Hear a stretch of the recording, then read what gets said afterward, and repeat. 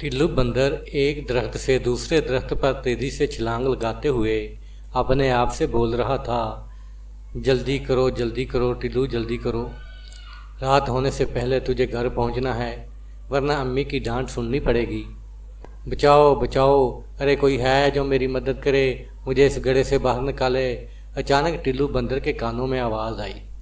टिल्लू आवाज़ की समझ बढ़ा और इधर उधर देखने लगा, मगर उसे कोई नज़र नहीं आया। अचानक उसकी नज़र गड्ढे की तरफ गई तो वहाँ एक शेरनी फंसी हुई दिखाई दी। टिल्लू ने डरते हुए कहा, यह क्या रानी शेरनी, तुम यहाँ कैसे फंस गई? मुझे नहीं पता टिल्लू भाई, मेरे बच्चे भूखे थे, मैं तो जल्दी जल्दी जा रही थी। इस गड्ढे पर बहुत सारे पत्ते पड़े हुए थे, मैंने जो ही यहाँ छलांग मारी तो एकदम से इसमें गिर गई। ये कहकर रानी शेरनी रोने लग गई। टिल्लू ने कहा, अच्छा तुम रोना बंद करो, मैं तुम्हें बाहर निकालने का इंतज़ाम करता हूँ। टिल्लू कुछ ही देर में कहीं से रस्सी ढूंढ लाया और कहा, ये लो, इसे मजबूती से पकड़ो और बाहर आ जाओ। कुछ ही देर बाद शेरनी बाहर आ गई। जैसे ही शेरनी बाहर आई, टिल्लू बंदर डर के मारे दरख्त पर चढ़ गया कि कहीं शेरनी उसे खा ही ना जाए। रानी शेरनी ने कहा, अरे बंदर भैया, तुम मुझसे क्यों डरते हो? तुमने तो मेरी जान बचाई है, मैं तुम्हारा शुक्रिया अदा करना चाहती हूँ। मैं तुम्हारा ये एहसान कभी नहीं भूलूंगी। आज से हम दोस्त हैं, तुम्हें जब भी मेरी ज़रूरत पड़ेगी मैं ज़रूर तुम्हारी मदद करूँगी। टिल्लू ने कहा, अच्छा अब मुझे जाना होगा, मेरी अम्मी मेरा इंतज़ार कर रही होगी। रानी शेरनी ने जाते हुए कहा, हाँ मेरे भी बच्चे भूखे हैं, फिर मिलेंगे। वो दोनों एक दूसरे को खुदा हाफिज़ कहकर अपनी अपनी राह चल दिए। कई दिन ऐसे ही गुजर गए, दोनों की आपस में मुलाकात नहीं हुई। मगर एक रोज़ रानी शेरनी ने वाकई अपने दोस्त के एहसान का बदला चुका दिया। हुआ यूँ कि इस जंगल में एक चीता भी रहता था जो छुप छुप कर जानवरों का शिकार करता था।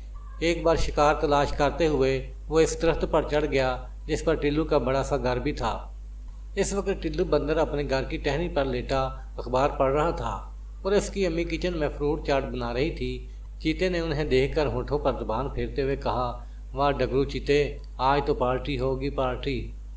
डगरू चीता आहिस्ता आहिस्ता आगे बढ़ा और एकदम से टिल्लू पर हमला करके उसे अपने पंजों में दबोच लिया।